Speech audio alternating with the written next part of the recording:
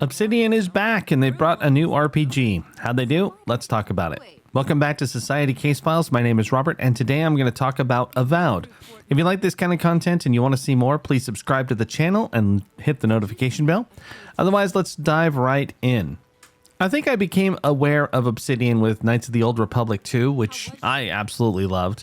And then, of course, they put out Neverwinter Nights 2, which kind of established them as the sequel guys.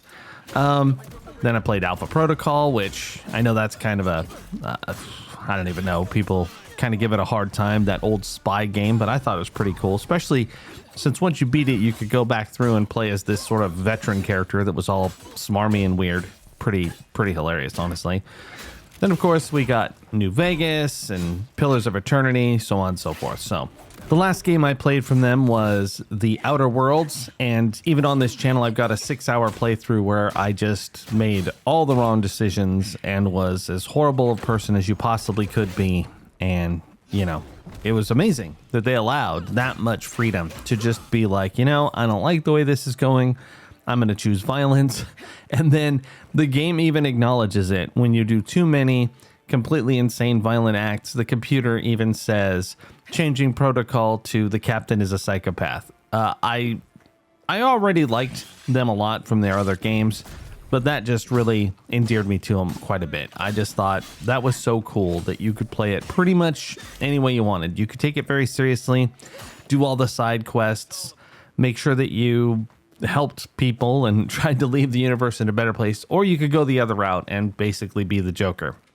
Avowed kind of snuck up on me. I happened to just see it in the Xbox app a few weeks before it released, and I didn't even know that it was part of the Pillars of Eternity world. And since I only really played the first one of those, and not for very long at that, I didn't know much going into the game overall.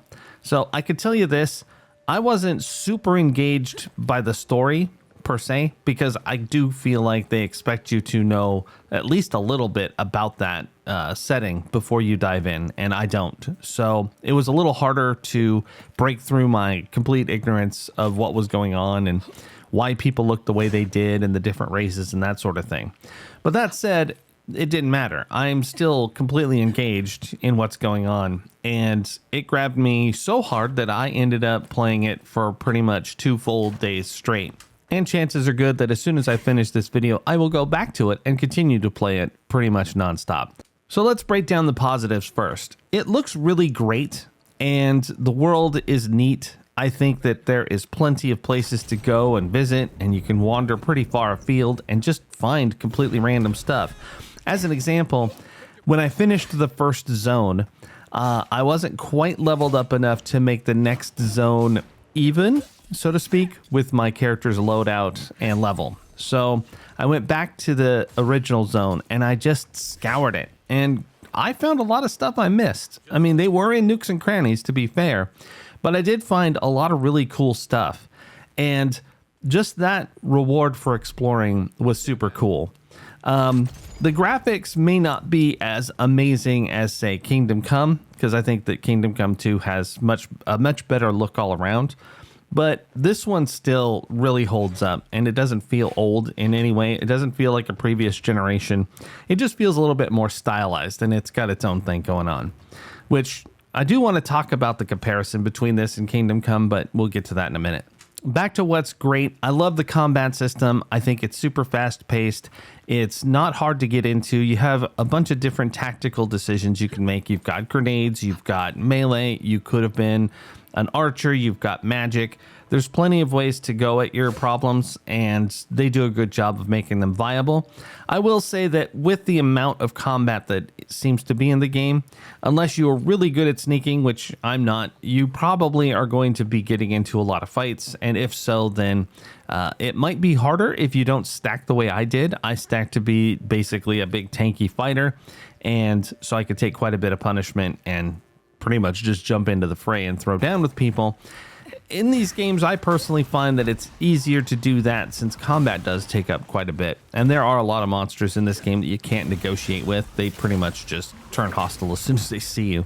So in the cities and with humanoid characters, they tend to want to talk a little bit in this.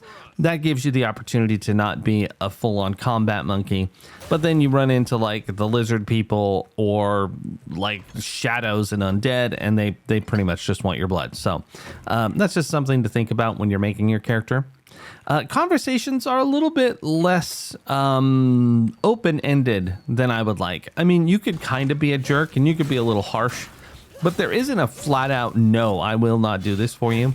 Even when you tell someone, no, I don't really want your quest, they still say, well, maybe you'll think about it and change your mind later, and then it ends up in your quest log. So if you talk to someone with a quest, you will likely get it. And that's fine. I mean, you do need to do the side quests in this game. In order to advance, at least on normal difficulty, you do need to really scour the map. You need to find all of the materials so that you can upgrade your equipment. And you need to get that experience to forward you through far enough to where whenever you get to the next zone, the monsters you face, you can actually take them on without too much difficulty. Now, that said, one of the things I really like is that even though a monster shows as being a little bit more powerful or even significantly more powerful, if you've built the character right, you could still hurt them and you could still take them out. It just takes longer and you might have to burn a healing potion or two. But I've taken on monsters that I probably didn't have too much business dealing with, and yet I was able to survive them, especially with the companions helping out. Now, that is the next thing to talk about. Companions. I've played for nearly 25 hours at this point, and I have not received all of the companions available in the game, but I can say that they are fairly useful if they are a bit chatty. You do have control over what they do to some degree. You can order them to do certain actions during combat, which helps a lot, because if you're dealing with one that maybe it's kind of getting the better of you, you can have one of your characters jump in and do something to perhaps turn the tide of battle. For the most part, as long as you're moving around and you know how to defend yourself and you've got all of your skills to effectively crowd control, then most battles shouldn't be too difficult. In fact, I would venture to say that this game might be a little bit easy, especially when I'm coming off of some previous games I've played. Avowed is an extremely accessible game. All of the systems are very simple to understand. There are not a lot of tutorials required to figure out what you're doing. So, for example, if you want to do some crafting, which basically is just upgrading your gear, you go to a workbench, you pick the item, you make sure you have the mats, and if you do, you hit the button and it's upgraded. There's no mini game behind it, no button clicking, no designs to do, no puzzle. It's just done. If you need specific materials to do it, you can craft from lesser materials. So 3 makes 1, that sort of thing. And it's very easy to do that as well. You just go into that setting, you find it, you make it, you're done. If you need more materials and you've got a whole bunch of items, you could break those down to get raw materials and then again upgrade those. Each of the weapons and armor have the ability to upgrade from basically like a common level all the way up to legendary. There's 3 levels in each, and then like this sort of interim point where you have to spend a special magical material in order to move between, say, fine and superior. It's very, very simple, and it is nice in a way, but I could see some people thinking that's way too simplified. But many of the systems are like that. So you've got gloves and you've got boots, you've got rings, you've got an amulet, and none of those can be upgraded. So whatever they are is what you've got.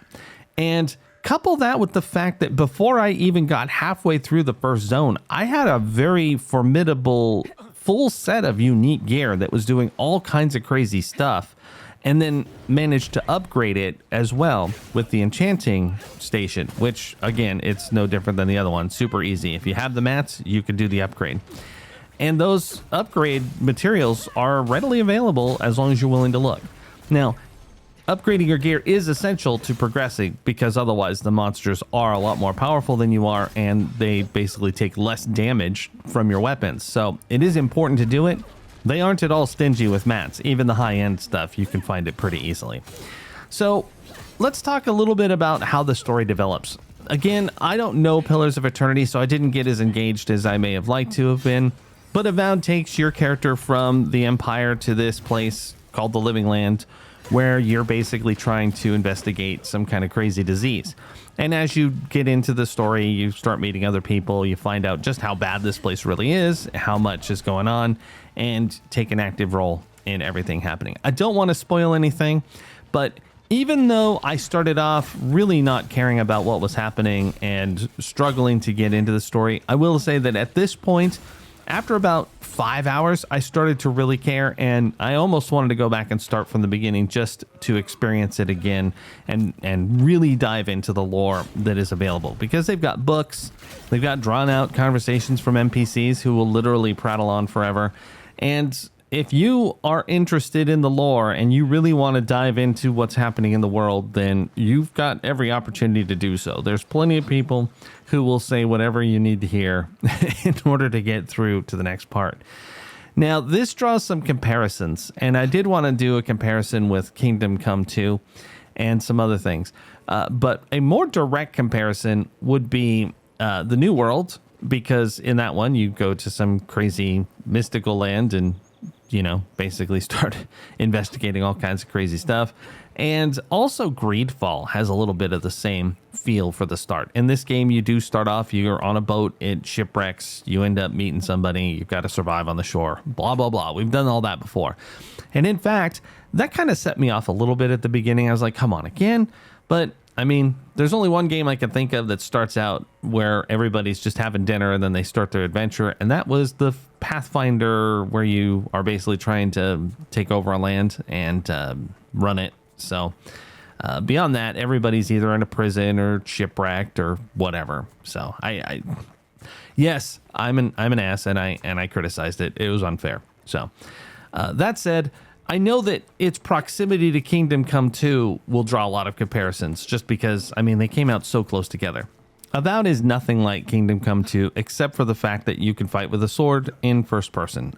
You can actually even go back to third person in Avowed, which oddly I didn't even figure out until I'd been playing for several hours, but that neither here nor there. Kingdom Come 2 is a much more survival sort of immersion game where you're playing in a real world where there's not monsters and all that kind of stuff. And I think that it's a little bit more of a plotting experience, one that you need a lot more patience, one where you're supposed to engage in the world in a way that's a little bit more cautious, especially at the beginning, as you develop your skills and build up from pretty much nothing again and become a knight and have good armor and gear and a horse and the means of traveling around safely and all that good stuff. Avowed, you're pretty much a combat monster from the very beginning, and there's very little that you're going to encounter that will cause trouble. Whereas in Kingdom Come 2, I almost died to the first fight in the game. In Avowed, the game, again, being very accessible, you pretty much tear through people like you're a superhero. It's kind of got that MMO feel in some regards, especially in the sense that the monsters, as you progress through the zones, pretty much keep pace with you, providing that you do any upgrades at all. So when you first start out, the stuff you face, it's not that much of a challenge.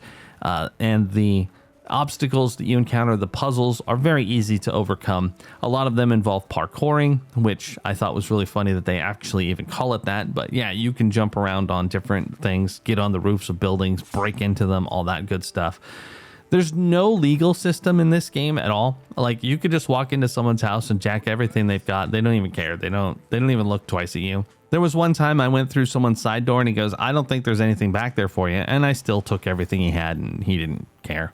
Considering in Kingdom Come 2, if somebody sees you in the area and then stumbles on a dead body, they'll just deduce that you did it. That's considerably different than anything you'll find in Avowed. In fact, Avowed is very much focused on allowing your character to be kind of the hero of the story, making sure that your companions are backing you up. They have a lot of great insight. They'll tell you things like, "Whoa, that monster is too tough. Your weapons suck."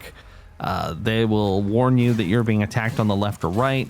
They offer quite a bit of feedback in the game, not just in combat either, but during conversations, they'll be like, "Ooh, do you really want to say that? Are you sure that's a good idea?" Because oftentimes you can choose violence if you wake up on that side of the bed. And sometimes your NPCs are like, that might not be a good idea. And I'm going to tell you this. What I thought was really cool was that the couple times that I did pick violence actually came back to bite me later in the game through social ramifications. And that is very neat.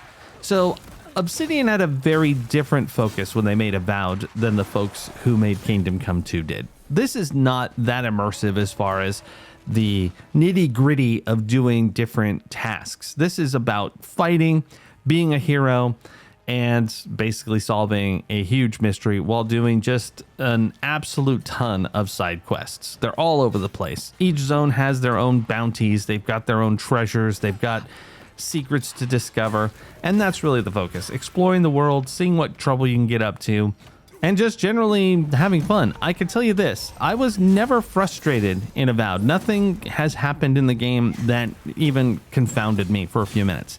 Now with that, it does mean that the game is, like I said before, quite a bit easier than some of the other things I've been playing.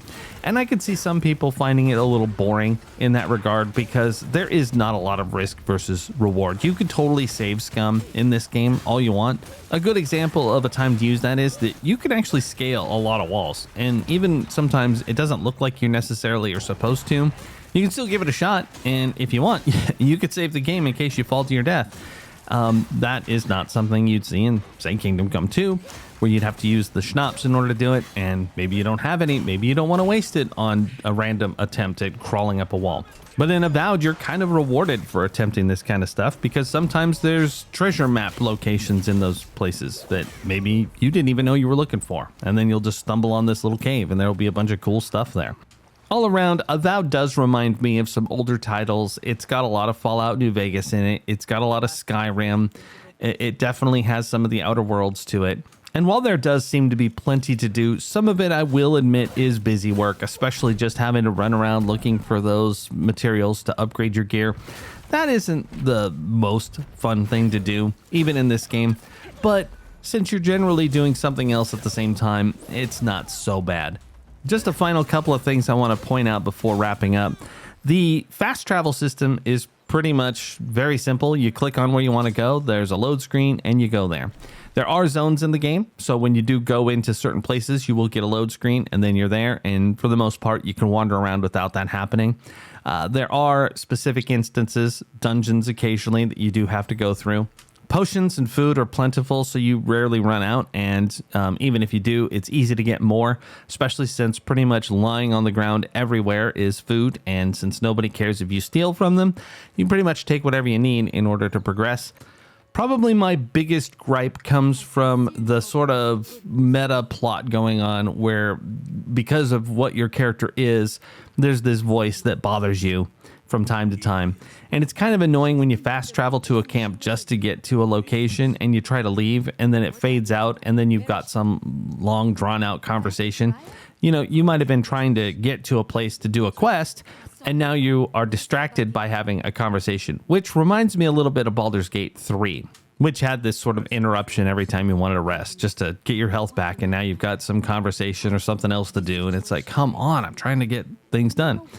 But beyond that, I mean, that's hardly even a frustration, and it really doesn't come up often enough to be a problem. Last thing, let's talk about the price. I got the game on Xbox Game Pass, and then I upgraded to the Premium Edition for $20. The game costs $60 if you just want the Standard Edition, and then you have to spend $90 to get the Premium Edition. The primary benefit of the Premium Edition that I was after was the 5-day early start, which I was a little leery about because I didn't really want to beta test it, but I gotta be honest, I've only had one problem in the whole game, and it was a very small glitch, and it was super easy to resolve by loading a earlier save that was only about 4 minutes before the one that didn't work out right, and so I think that's pretty good. So I got to give Obsidian a lot of points. This game does feel very polished. It's absolutely ready to play. And when it does come out for full release, if you've got Game Pass or you do buy it, I don't think you'll be upset. Unless you're looking for a much more hardcore experience, something like Elden Ring or even Kingdom Come 2, then I think that you'd have fun with Avowed, and I would absolutely recommend it. But that's it for me for now. I'd love to hear from you. What do you think of Avowed? Have you tried it? Have you tried the Outer Worlds? Do you like Obsidian or do you think they're hacks? Let me know in the comments and let's have a conversation. This is Robert from Society Case Files signing off.